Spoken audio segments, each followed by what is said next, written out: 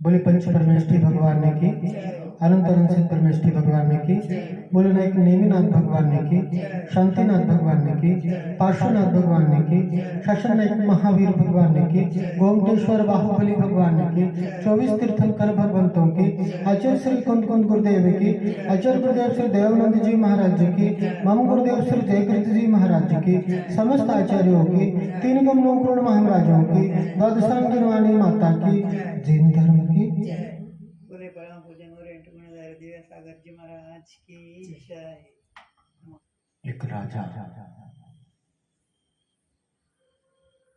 जो बड़ी ही कुशलता से अपने राज्य का संचालन करता था और इसी कारण से वो समस्त प्रजाओं में प्रिय था। स्वाभाविक सी बात है, धार्मिक भी था, प्रभु का सच्चा भक्त था। और एक दिन उसकी भक्ति के प्रभाव से प्रभु प्रकट हो गए, उसे प्रभु की साक्षात दर्शन हो गए। तो राजा अपने मन की इच्छा को व्यक्त करता है कि प्रभु आपसे एक विनती है, एक प्रार्थना है। प्रभु बोले बोलो। बोले कल मैं अपनी सारी प्रजा को साथ में लेकर के आऊंगा और सबको आप दर्शन देना, सबको आप दर्शन देना।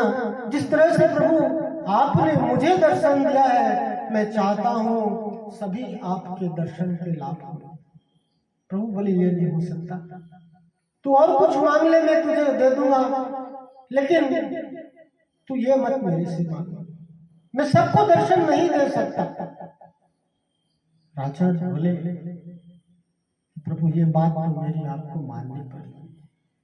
बड़ा हट करने लगा, बड़ा जिद करने लगा। तो प्रभु बोले चल ठीक है, कल पहाड़ी पर सबको ले आके आ जाना और सबको मैं वहां पर दर्शन दूंगा। पहाड़ के ऊपर ऊंची पहाड़ी पर, और सुबह का समय निश्चित हुआ कि प्रभु दर्शन देंगे। राजा ने ढोल नगाड़े पिटवा दिए, समस्त राज्य में ऐलान करा दिया कि कल सुबह प्रभु के दर्शन पहाड़ी पर होने वाले हैं। और निश्चित समय पर राजा अपनी समस्त प्रजाओं और रानियों के साथ प्रभु के दर्शन के लिए पहाड़ी की ओर निकल पड़ा। बहुत बहुत बड़ा हुजूम राजा के साथ में चल रहा था और पहाड़ी की ओर वो बढ़े ही थे, थोड़ी दूर आगे गए ही थे कि तांबे के सिक्कों का ढेर, तांबे के सिक्कों का पहाड़ दिखाई देता है। सारे लोग वहां रुक गए। राजा थोड़ी दूर आगे बढ़ा, देखता है कि कुछ लोग कम हो रहे हैं। पीछे मुड़ के देखा तो सभी तांबे के सिक्के को बटोरने में लगे हुए थे। राजा ने पूछा कि ये क्या कर रहे हो? हम तो प्रभु दर्शन के लिए आए हैं। बोले आप जाओ, हमारे काम का तो ये सिक्का है। और वे तांबे को सिक्कों को बटोरने लग गए। बाकी लोग आगे बढ़ गए। अभी संख्या कम हो गई थी, पहले से कुछ लोग कम हो गए थे। सो थोड़ी दूर आगे बढ़े तो चांदी के सिक्कों का ढेर दिखाई देने लगा। फिर बहुत से लोग वहां रुक गए। राजा ने लाख समझाया, नहीं माने, वे चांदी के सिक्कों को बटोरने लग गए। अभी आधी जनता खाली हो गई थी और थोड़ी दूर आगे बढ़े तो सोने के सिक्कों का ढेर मिल गया। अब क्या था, सभी सोने के सिक्कों को बटोरने लग गए। अब राजा और सिर्फ उसकी रानियां रह गई थी साथ। राजा अपनी रानियों को लेकर के और पहाड़ी की ओर बढ़ रहा था। आगे बढ़ता है तो हीरो का ढेर दिखाई देता है। बेशकीमती हीरो का अंबार लगा हुआ था, सारी रानियां हीरा बटोरने में लग गई। राजा ने बहुत समझाया लेकिन कोई नहीं माना। अंत में पहाड़ी पर जैसे पहुंचा तो प्रभु ने दर्शन दिया। प्रभु वहां इंतजार कर रहे थे। राजा को अकेला देख करके प्रभु ने पूछा कि क्या बात है, तुम अकेले आए हो? बोले क्या समझाऊं प्रभु, क्या बताऊं आपको? मैं तो ये जान रहा था सब माया जाल है, लेकिन किसी ने मेरी एक नहीं सुनी। तो प्रभु ने बोला कि जब तक ये जीव भौतिकता का त्याग नहीं करेगा, जब तक ये जीव भौतिक सामग्रियों के प्रति आकर्षण को नहीं छोड़ेगा, तब तक ये मेरे दर्शन को प्राप्त नहीं हो सकता। प्रभु दर्शन की विशेषता है कि जो ये संसार खुली आंखों से दिखाई देता है, लेकिन प्रभु तो बंद आंखों से दिखाई देता है। संसार की ओर से जो अपनी आंखों को बंद कर लेता है, वही प्रभु के दर्शन कर पाता है। अनादिकाल से ये जीव पाप कर्मों में संलग्न है, विषय भोग की सामग्री को इकट्ठा करता रहता है और राग रंग में फंसे होने के कारण पापों में लिप्त अपने लिए दुखों के कारणों का उपार्जन करता रहता है। आज की गाथा क्या कहती है? जन्म जन्म कृतम पापम जन्म कोटि मुपार्जितम जन्म मृत्यु जरा रोग्यम हनते।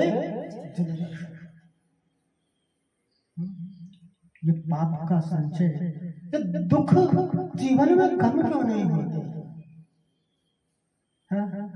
एक दुख जाता नहीं है कि हजारों दुख, हजारों परेशानियां खड़ी हो जाती है। क्या कारण है इसके पीछे? ये जीव अनादिकाल से अनंत जन्मों में और कुछ नहीं, पाप का उपार्जन करता रहा, पाप को कमाता रहा। पाप का परिणाम देखो कि ऐसे निकृष्ट काल में जन्म हुआ। अगर पाप का प्रभाव जीवन में नहीं रहता, पाप से छूटने का उपाय कर लिया होता तो आदिनाथ भगवान के पहले भी कितनी 30-24 हो गई, लेकिन पाप से छूटने का उपक्रम नहीं कर पाया। परिणाम स्वरूप दुखों के कारणों को बढ़ाता हुआ अनंत काल से दुख को सह रहा है। जन्म जन्म कृतम पापम जन्म कोटि मुपार्जितम, जन्म जन्म के किए हुए पापों का पुंज, जो पापों का अंबार लगा हुआ है, वो कैसे? हन्नते जिन दर्शना, प्रभु के दर्शन से पाप नष्ट होते हैं। और प्रभु के दर्शन से पाप किसके नष्ट होंगे? जो पुण्य पाप का विचार करता है। पुण्य और पाप का विचार किसे है आज के समय में? मेरे द्वारा पाप हो रहा है, मेरे द्वारा पाप क्रिया हो रही है, इस बात की सावधानी है क्या? सब जानते हैं कि अपने द्वारा किए हुए कर्मों का फल मिलता है, लेकिन मानते कितने हैं? कर्म सिद्धांत को जो स्वीकार करता है उसके लिए पाप से भीति होगी, और जो पाप से भीति होगी, जो पाप का उपार्जन नहीं करेगा, तो जीवन में पाप नष्ट करेगा। जब कमाई नहीं होगी तो क्या होगा? खर्च होगा क्या नहीं होगा? खर्च होगा ना। पाप कमाएंगे ही नहीं तो पहले के पाप खर्च हो जाएंगे। जब पाप नहीं कमाओगे तो क्या कमाओगे? पुण्य, और पुण्य का पलड़ा भारी होगा तो पाप का पलड़ा फीका पड़ेगा, पाप का पलड़ा हल्का पड़ेगा। और पाप का पलड़ा जब ही हल्का पड़ेगा जब जीवन में धर्म दृष्टि होगी, जब पुण्य और पाप का विवेक होगा। हन्यता जिन दर्शना, और धर्म, धर्म क्यों कर रहे हैं, जिन दर्शन क्यों कर रहे हैं, जिन आराधना, जिन पूजा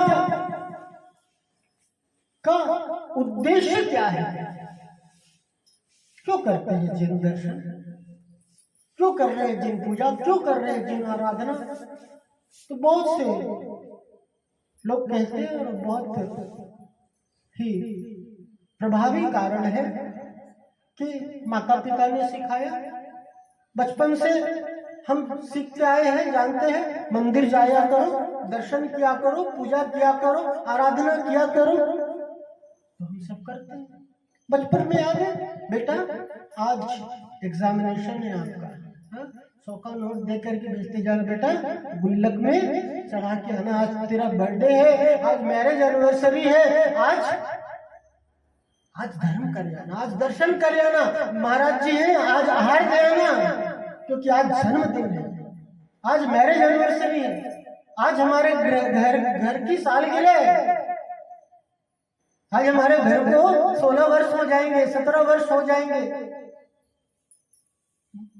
ऐसे उद्देश्य को लेकर के धर्म करता है, ऐसे उद्देश्य को लेकर के प्रभु के दर्शन करने आता है।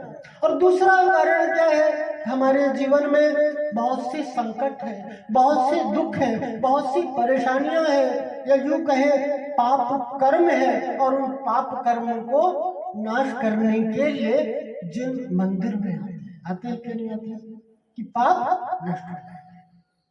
और अगर इसका दूसरा रूप देखे तो पुण्य, पुण्य को मानने के लिए आता है। धर्म से, जिन दर्शन से, जिन पूजा से पुण्य होता है, ये एक बहुत ही बड़ा उद्देश्य है। बल्कि यूं कहे कि अधिकतर लोगों का पुण्य के प्रति आकर्षण होता है, लेकिन यहाँ तो पापों से छूटने की बात है, कर्मों से छूटने की बात है, दुखों से छूटने की बात है, मुक्ति को प्राप्त करने की बात है। और मुक्ति का संबंध पुण्य और पाप से ऊपर है। एक धर्मी, एक सम्यक दृष्टि जीव पाप से तो बचता है, सो तो बचता ही है, पुण्य भी नहीं चाहता, पुण्य भी नहीं चाहता। समझना, ध्यान देना मेरी बात को, थोड़ी उल्टी सी लगेगी।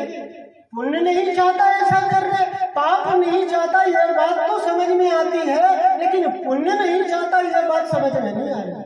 आप थोड़ा सोच समझ के बोलो, महाराज जी क्या बोल रहे हो आप, पुण्य नहीं करो, मैं ये नहीं कह रहा हूँ, पुण्य नहीं करो ये नहीं कह रहा हूँ, मगर पुण्य के प्रति जो आकर्षण है, पुण्य के प्रति जो लगाव है, जो पुण्य को तुम भुला मान करके पुण्य कर रहे हो, ये बुद्धि छोड़ने की जरूरत है।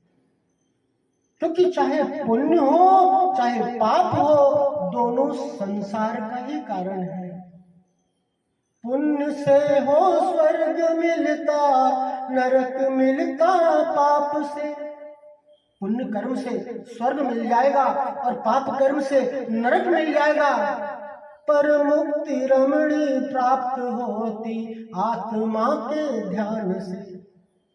जब आत्मा का ध्यान करोगे, जब स्वयं का ध्यान करोगे, वो ध्यान तुम्हारे लिए मुक्ति का कारण है। और चाहे पुण्य, पुण्य से तो स्वर्ग मिल जाएगा। और स्वर्ग क्या है?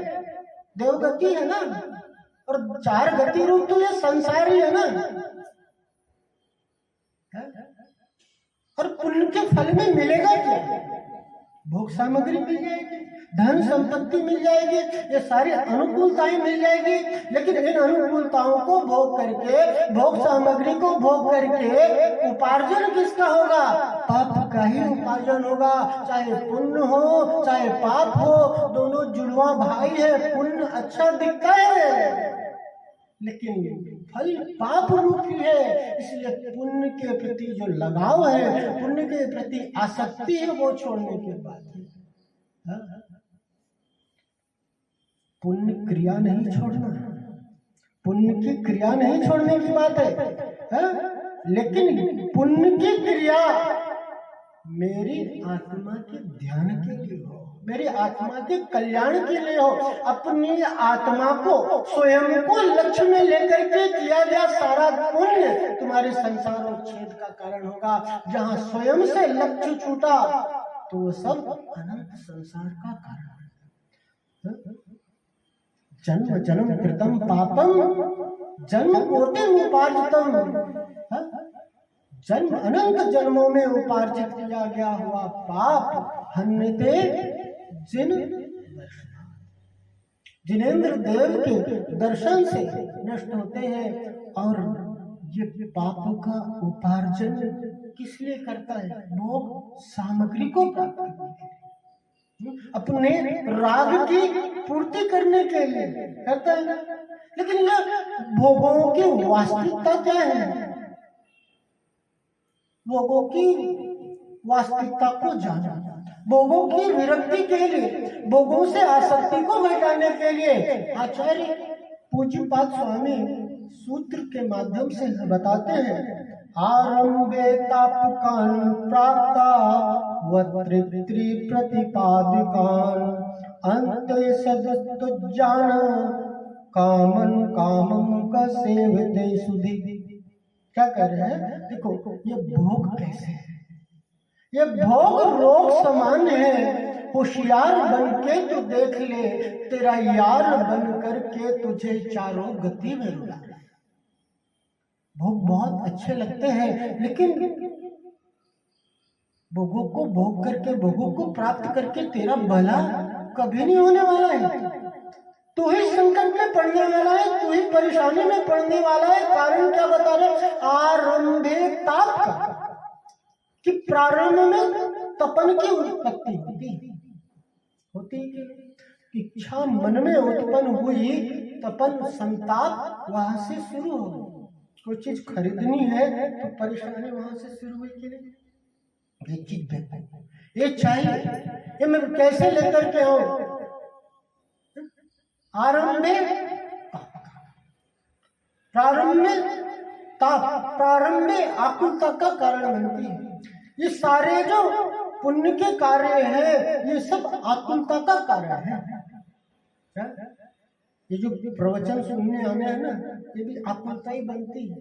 बनती कि नहीं बनती? 7 बजे वहां पहुंचना है, सब काम छोड़ करके जल्दी जल्दी है, आगे भागे आ रहे है ना आकुलता।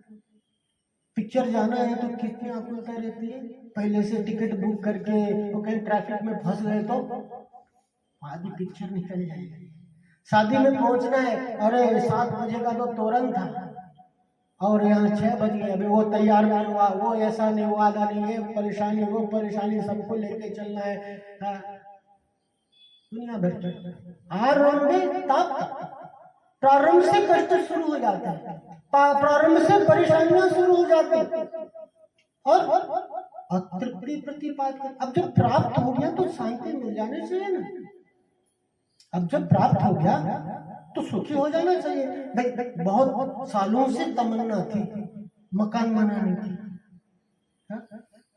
कि एक मकान बनाओ, एक घर बनाओ, और बहुत मेहनत से खुद खड़े होकर के अपने सामने एक एक रूम, एक एक ईंट लगवाते हैं, जहाँ लेकर के यहाँ ये लगा दो, यहाँ नल लगा दो, यहाँ ट्यूब लगा दो, सब कुछ धूप में खड़े होकर के बनवाया।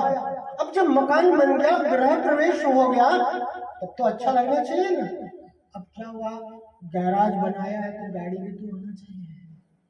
अब कर्टेन लगवाना है, अब लाइट लगवाना है, अब ये करवाना है, अंत नहीं है। अतृप्ति, अभी एक चीज ली, अब उससे अच्छी चीज दिखाई दे रही है, तो तृप्त हो जाना चाहिए। लेकिन प्राप्त क्या हो रहा है? अतृप्ति। भोगों की पूर्ति से, सामग्रियों की पूर्ति से कभी भी तृप्ति होने वाली नहीं है। एक सेठ था, और सेठ के घर में आग लग गई। आग लग गई तो सामने कुछ गरीब लोग थे, उनकी झोपड़ियां हुआ करती थी। बड़े जोर से आवाज दिया, अरे बचाओ बचाओ, आग लग गई आग लग गई। तो लोग आ गए, बोले सेठ जी ऐसे चिल्लाने से कुछ नहीं होगा, पानी डालो पानी। क्या करो? पानी डालो, नीर मटके में पानी भर के लेकर क्या, और नीर डालो। तो सेठ बोलता है कि क्या बात कर रहे हो, मैं इतना बड़ा सेठ और पानी डालूंगा? तुप भर के लेकर क्या, मैं तो तुप डालूंगा। मैं क्या डालूंगा? मैं तो घी डालूंगा। मैं सेठ होकर के पानी डालूंगा? मैं तो क्या डालूंगा? घी डालूंगा। मैं तो तुप डालूंगा। तुप से बेंकी शांत होने वाली है क्या? घी से आग शांत होने वाली है क्या? घी से आग और बढ़ती। इसी प्रकार से भोगों की पूर्ति से कभी भोग शांत होने वाले नहीं।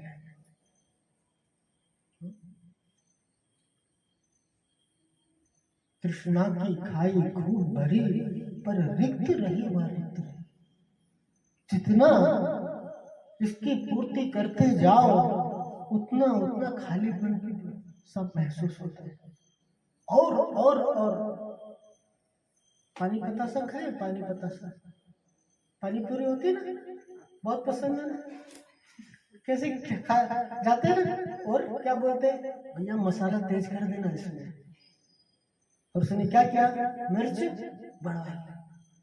तो मिर्च बढ़वा ली और कैसे जाता खाया, और किए जा रहा है, खूब जोर जोर से चिल्लाया जा रहा है, और डाल इधर चिल्ला भी रहा है, आंखों से पानी भी आ रही है, सी भी कर रहा है, और क्या बोल रहा है, और दे और डाल। ऐसे ये भोगों की स्थिति, अतृप्ति के अलावा और कुछ नहीं मिलता। आरंभे तापकान प्राप्ता व तृप्ति प्रतिपादकान अंते सदुत्त जानम कामन कामम का सेवते सुधी। और अंत में क्या, इसे छोड़ना बड़ा दुर्धर होता है, क्योंकि इसकी आदत लग जाती है ना तो छूटती नहीं है। यहाँ बहुत से लोग इसलिए नहीं आ रहे क्योंकि यहाँ पंखा नहीं है। मंदिर जाएंगे तो वहाँ क्या है, पंखा नहीं है, टीवी नहीं है, कुछ भी नहीं है वहां पर। और ये तो सब फिर भी एक बार को चल जाता है। एसी की आदत जिसको पड़ गई उसकी एसी की तैसी हो जाती है। कार में एसी, रूम में एसी, ऑफिस में एसी, और आजकल क्या चल गया, वो मिनरल वाटर, कौन सा होता है वो, एक्वा गार्ड। अब वो एक्वा गार्ड, वो मिनरल वाटर हर जगह तो मिलने वाले हैं। अब जहां पर जाएंगे तो उनको वो मिनरल वाटर चाहिए, उनको एक्वा गार्ड चाहिए का पानी चाहिए, उनको एसी चाहिए। और जब एसी नहीं मिलती है तो स्वास्थ्य खराब हो जाता है, लगता नहीं, त्राही करने लगते हैं। लाइट चली जाए, एसी बंद हो जाए, कैसे आपत्त हो जाता है। तो कहते हैं अंते सदुत्त जाना, अंत में उसका त्याग करना, उसका छोड़ना बहुत दुर्धर होता है। देखते गुटखा खाने वाले, शराब पीने वाले, कहने को कहते हैं मैं गुटखा खा रहा हूँ, मैं शराब खा रहा हूँ, लेकिन शराब उन्हें पीती है, गुटखा उन्हें खा रहा है। कहते जरूर, छोड़ते क्या, छोड़ पाते क्या, नहीं छोड़ पाते। आदत लगाना बहुत आसान है, लत लगाना बहुत आसान है, लेकिन फिर अंते सदुत्त जाना बहुत दुर्धर है, बहुत कठिन है उसका छूटना। त्याग करने में शांति है, त्याग करने में आनंद है? और छोड़ने में दुख, छोड़ने में कष्ट है कि नहीं? अगर अनमने मन से किसी को पैसा देने पड़ गया तो कैसा लगता है? लगता है ना, कष्ट होता है कि नहीं? और वही स्वीकृति पूर्वक दिया हो तो दुख होता है क्या? नहीं होता। 100 का नोट गिर जाए जेब से तो कैसा दुख होता है?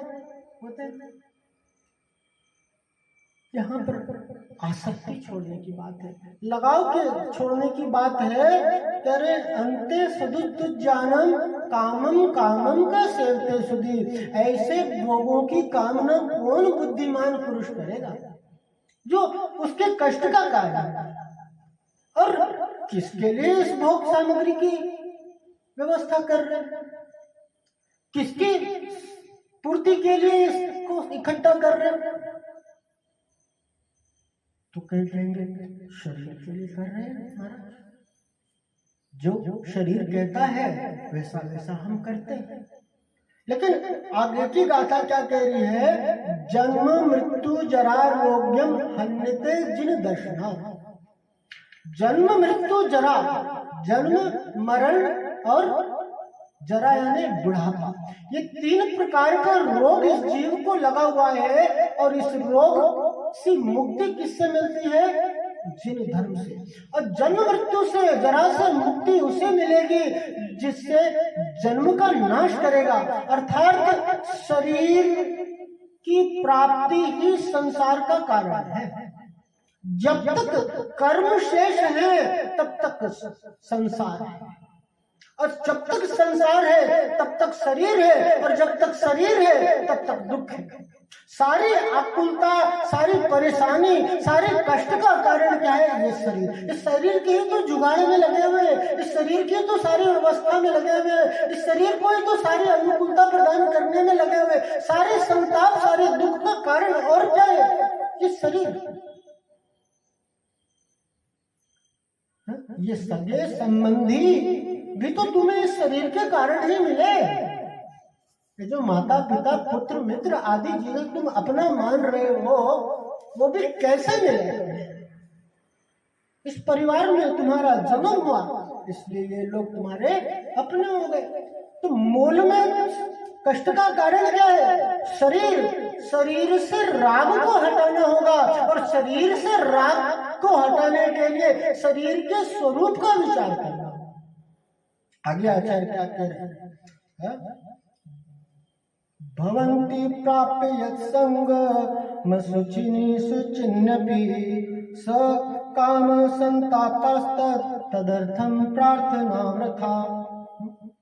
ऐसा है शरीर। भवन्ति प्राप्य यत्संग मसुचिनी सुचिन्नपि, इस शरीर के संयोग में आने से शुद्ध पदार्थ भी अशुद्ध हो जाता है। ऐसा है शरीर कैसा है? स्वभाव से अशुद्ध है, और अशुद्ध के संपर्क में आने वाला शुद्ध से शुद्ध पदार्थ भी कैसा हो जाता है? अशुद्ध हो जाता है।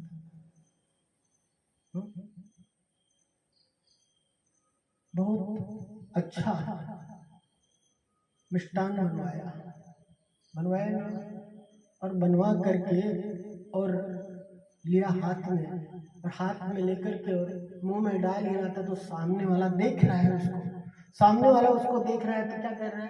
अच्छा खाएगा, आधा मुंह में ले लिया है। सामने वाला बड़ी दरिद्र आंखों से, मेरी आंखों से देख रहा है, तो उसे लगता कि ले तुम खाएगा।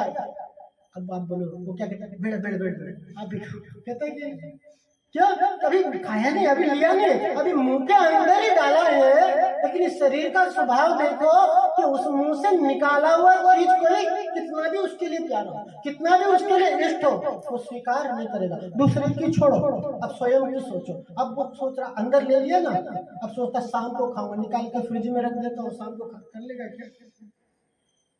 स्वयं का ही मुंह है ना। अरे स्वयं का खाया हुआ देखना नहीं पसंद करता। अभी जो चीज बहुत अच्छी लग रही थी ना, और खाया, और क्या किया? तृष्णा में खूब सारा खा लिया और मुंह से निकल गया। अब वो बोलो वही तो चीज है जिसे तू अभी अंदर खाने के लिए लगा ही था, अब निकाल दिया, बोले वापिस उसको अंदर कर लेगा। अपने शरीर से निकला हुआ मल तक देखना नहीं चाहता, जबकि जी स्वयं से इतना प्यार करता है, स्वयं से इसको इतना लगाव है। लेकिन ये शरीर का स्वरूप देखो, शरीर की वास्तविकता देखो कि इसके संपर्क में आने से कोई भी पदार्थ अपवित्र हो जाती है। सुबह बढ़िया ब्रांडेड शर्ट नया डब्बे में से खोल करके पहनता ना, और 2 घंटे 3 घंटे के बाद शादी होती है तो सुबह शाम तीनों के लिए 3 ड्रेस होते हैं, 4 ड्रेस होते हैं, 3 नहीं है? दोपहर की अलग ड्रेस है, शाम को अलग ड्रेस है। दोपहर में वही शर्ट क्या हो गई, दोबारा पहनने लायक। इत्र सेंट होता है ना, महंगे से महंगा सेंट होता है, और महंगे से महंगा सेंट शरीर के ऊपर में लगाया और 2 घंटे के बाद उस सेंट की क्या स्थिति हुई। इससे अच्छी तो वो 2 रुपए की बोतल में थी ना, तो हमेशा खुशबू दे रही थी, लेकिन इस शरीर के संपर्क में जैसे ही आई और कैसा हो गया। इस शरीर का स्वभाव ही ऐसा है कि कितना भी इसके अंदर में चीज डालो, कितना भी इसके संपर्क में कैसे भी कोई वस्तु आएगी, वो क्या होगी, वो पवित्र हो जाएगी, वो अशुद्ध हो जाएगी। सागर के जल से शुचि कीने तो भी शुद्ध न। संपूर्ण सागर का जल भी अगर इसमें लगा दो तो भी ये शरीर शुद्ध होने वाला नहीं है। ये शरीर कैसा है, स्वभाव से अशुद्ध है। दीपे चाम चादर बड़ी हाड़ पिंजरा दे, बीते अयासम जगत में अवर नहीं गिन। दीपे चाम, चमड़ी होती ना, ऊपर से सिर्फ चमड़ी लपेटी हुई है, बाकी इसके अंदर का स्वरूप देखो। पल रुधिर राग मल फैली कि कस बसादिते मेली, नो द्वार भरे बहे निरंतर।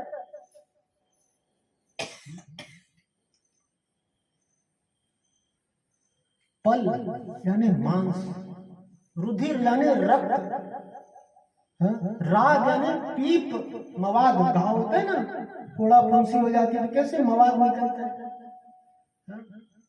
कि कस वसादी यानी चर्बी से ये मलिन है। हड्डी, हड्डी से तो 9 द्वार बहे निरंतर, 9 मल द्वार है इसके, निरंतर मल का स्राव होते रहता है। मल का द्वार है 5 इंद्रियां, स्पर्शन रसना घ्राण चक्षु और कर। ये चमड़ी से पसीना आता है ना, मली तो है पसीना।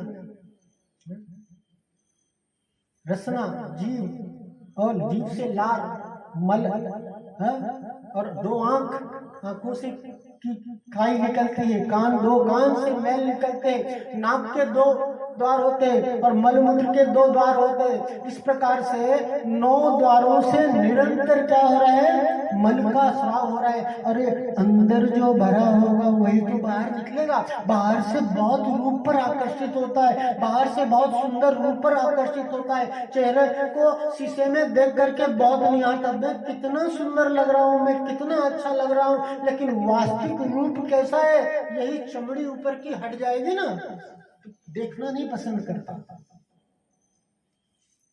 कभी हॉस्पिटल में चीरा लगता है ना, चीरा ऑपरेशन करते हैं, या घाव हो गया, खून बह रहा है, कैसे करता है, हाँ देखना नहीं चाहता। अरे जो अंदर होगा वही तो बाहर देखेगा, तो वास्तविक स्वरूप है।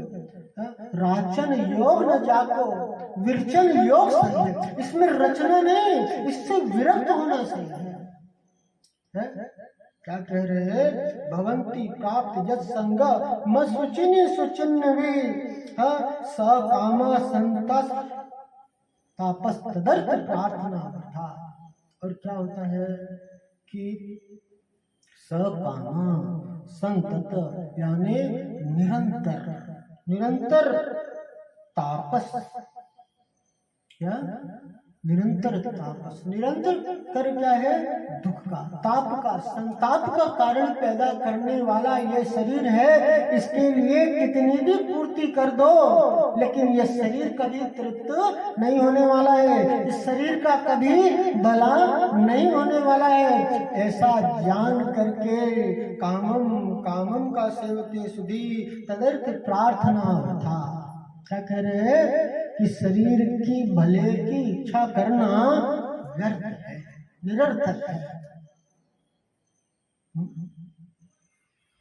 तो फिर ये क्या कहता है महाराज जी ठीक बात है, शरीर अशुद्ध है। क्या मेरा शरीर इतना अपवित्र है? क्या मेरा शरीर इतना अशुद्ध है? तो यहाँ आचार्य समझाते हैं कि ये शरीर तो अशुद्ध है, लेकिन इस शरीर में जो तू है, तेरा स्वरूप शुद्ध है। इस शरीर में मैं हूं, वो ऐसा तत्व है जो सदा शुद्ध है, जिसका स्वरूप कैसा है? ये शरीर अशुद्ध है, इस शरीर का स्वरूप अशुद्ध है, लेकिन मेरा स्वरूप कैसा है? शुद्ध स्वरूप हूं मैं। और आचार्य समंतरबद्ध स्वामी कहते हैं, स्वभाव तो चौकाए रत्नत्रय पवित्र थे। स्वभाव से यह शरीर अपवित्र है, लेकिन रत्नत्रय को धारण करने से यह अपवित्र शरीर भी पवित्र हो जाता है। ये भगवान की पूजा कर रहे हैं तो भगवान की पूजा कर शरीर की तो दिखता है, वो शरीर है, आत्मा दिखती नहीं, भगवान दिखते नहीं, लेकिन भगवान के शरीर की पूजा करते हैं। आचार्य श्री विद्यासागर जी महाराज के चरणों को छूते हैं, छूते के लिए छूते हैं लोग, उनके चरणों में नतमस्तक हो जाते हैं, लौट जाते हैं, उनके चरणों के रज को अपने माथे से लगाते हैं। स्वभाव तो सुचौकाए रत्नत्रय पवित्र, रत्नत्रय को धारण करने से वो शरीर भी कैसा हो गया? पूज्य हो गया, पवित्र हो गया। रत्नत्रय को धारण करने से इस शरीर की भी पवित्रता है, क्योंकि इसमें जो विराजमान, शरीर में जो विराजमान शरीरी है, जो उस चेतन को देख लेता है, जो उस चेतन के उपकार में लग जाता है, चेतन के ध्यान में लग जाता है, वो जीवन में पवित्रता को, उच्चता को प्राप्त कर लेता है। आगे बढ़कर के और विरक्ति को बढ़ाने के लिए आचार्य सूत्र देते हैं, क्या कहते हैं? यज्जीवस्योपकाराय तद्देहस्य अपकारकम, यद्देहस्योपकाराय तज्जीवस्य अपकारकम। देह जीव को एक गिने बहिरात्म तत्व बताए। ये बहिरात्मपना छोड़ने की बात कह रहे हैं, और देह और जीव को जब तक एक गिनते रहोगे तब तक दुखों का अंत नहीं होने वाला है, तब तक संसार का उच्छेद नहीं होने वाला है। इस शरीर में जो आत्म बुद्धि है वो छोड़नी होगी। ये शरीर से जो भेद है, शरीर से भिन्न अपने स्वरूप का ध्यान ही हमारे लिए जन्म जरा का मृत्यु का नाश करने वाला है।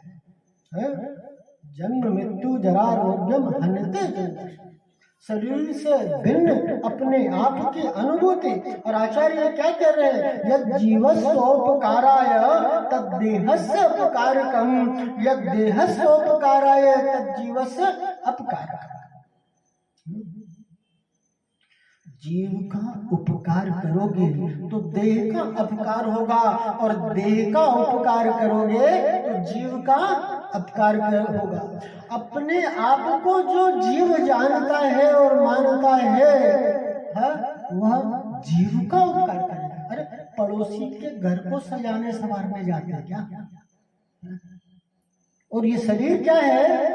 शरीर पड़ोसी है, और अब तक शरीर रूप अपने आप को मानता रहा तो शरीर को सजाने संवारने में, पालने फूलने में लगा रहा, तो शरीर पुष्ट होता रहा, शरीर का भला होता रहा, शरीर का उपकार होता रहा, और स्वयं का अपकार होता रहा, स्वयं को कष्ट होता रहा, स्वयं को परेशानी होती रही, स्वयं को अनंत तकलीफों को सहना पड़ा। इसलिए कि शरीर रूप अपने आप को जानता रहा और शरीर के लिए ही सब कुछ करता रहा। ज्ञानी कहते हैं तुम्हारे सामने दो बगीचे हैं, एक है एक शरीर का बगीचा और एक है आत्मा का बगीचा। शरीर के बगीचे को सींचोगे तो आत्मा का बगीचा सूखेगा, और आत्मा के बगीचे को सींचोगे तो शरीर का बगीचा सूखेगा। शरीर से दृष्टि हटा करके अपनी आत्मा का ध्यान करना है, अपनी आत्मा का उपकार। और जो शरीर का उपकार का कार्य होगा वो निश्चित रूप से आत्मा का अपकार का कार्य। जितने भी शरीर के उपकार के कारणों को अपनाएगा उससे आत्मा का भला नहीं होने वाला है, आत्मा का अहित ही होने वाला है। शरीर को लक्ष्य करके जो क्रोध, मान, माया, लोभ, राग, द्वेष आदि, जो तृष्णा, जो ईर्ष्या आदि, अहंकार आदि जो विकार को करता है, उससे आत्मा का हित नहीं होता, उससे आत्मा का अपकार ही होता है, आत्मा का अहित होता है। और ध्यान ध्यान तप आदि के माध्यम से, दर्शन आदि के माध्यम से, पूजन आदि माध्यम से, आराधना आदि के माध्यम से क्या होता है? आत्मा का उपकार होता है। अभी यहाँ आप आए, पैदल चल करके आए कि नहीं आए? बिना पंखा में बैठे कि नहीं बैठे? शरीर को आराम दे रहे क्या? शरीर को आराम दे रहे क्या? शरीर कष्ट में है, लेकिन व्यवस्था किसकी हो रही है?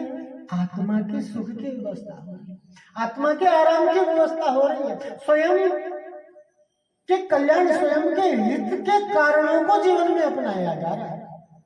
जब शरीर को कष्ट मिलेगा और आत्मा का लक्ष्य होगा तो वह कष्ट आत्मा के हित, आत्मा के सुख का कारण बनेगी, आत्मा के उपकार का कारण बनेगी।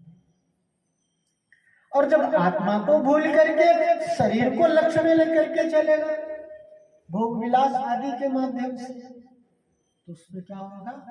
आत्मा का अपकार होगा। अनादिकाल से आत्मा को, स्वयं को नहीं जानने के कारण शरीर का हित करता आया, इसलिए स्वयं का अहित होता रहा, स्वयं का नुकसान होता रहा, अनंत काल से दुखों को सहता रहा। लेकिन आचार्य क्या कहते हैं?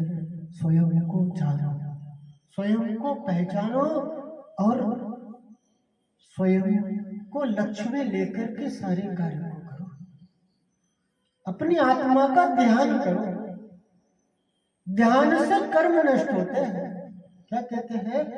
तपसा निर्जरा इच्छा निरोधो तप। इच्छा का निरोध करना तप है, और तप से निर्जरा होती है, तप से कर्म का अभाव होता है, तप से संसार का अभाव होता है। तपेली होती ना, हाल गर्म करते हैं, हाल गर्म करते हैं, तो हाल डायरेक्ट गर्म करते हैं क्या? डायरेक्ट हाल और बेंकी के बीच में क्या रहता है? बर्तन रहता है, बर्तन रहता है, उसको क्या कहते हैं आप कन्नड़ में? पात्र। तो तपता क्या है? जब तक पात्र नहीं तपकेगा तब तक हाल शुद्ध नहीं।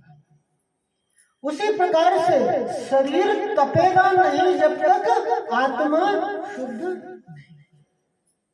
आत्मा की शुद्ध अवस्था को प्राप्त करना है तो शरीर को तपाना आवश्यक है।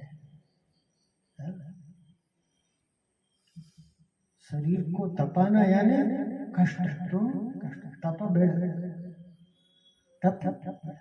लेकिन ये तप, ये वर्तमान का कष्ट अनंत काल के सुख का कारण है। कष्ट तो सह रहे ना भाई, श्रावक है वो क्या कम कष्ट सह रहा है? घर में आराम है क्या? व्यापार बड़े आराम से हो जाता है, पैसा कमाना इतना आसान है, जीवन जीना इतना आसान है क्या? हर पल हर क्षण संघर्ष है। जिंदगी हर घड़ी हर पल एक नई जंग है। हर पल हर क्षण ये अपने जीवन से जूझ रहा है, कष्ट को सह रहा है। लेकिन ये तब रत्नत्रय के माध्यम से, रत्नत्रय के माध्यम से जो ये कष्ट है, एक बार का कष्ट है लेकिन अनंत काल का सुख का कारण। यज्जीवस उपकाराय तद्देहस उपकारकम, यद्देहस उपकाराय तज्जीवस उपकारकम। स्वयं का उपकार करना है कि पराये का उपकार करना। जो अपना नहीं है ये शरीर कभी साथ नहीं देने वाला है। ये बड़ा दुर्जन है। शरीर साथ देता है क्या? शरीर नहीं। लेकिन यहाँ फिर कहोगे आप धर्म की बात कर रहे हैं महाराज जी, लेकिन शरीर माध्यम खलु धर्म साधन। क्या कहते हैं? शरीर माध्यम है। अगर शरीर से ही तो धर्म होता है। बात सही है, शरीर से धर्म होता है, लेकिन शरीर में लगे ही रहना यह ठीक नहीं। शरीर के लिए सब कुछ करना। शरीर से दृष्टि को हटा करके स्वयं पर लाएंगे, तभी हमारे लिए जन्म जरा मृत्यु रूपी रोग का छुटकारा मिलेगा।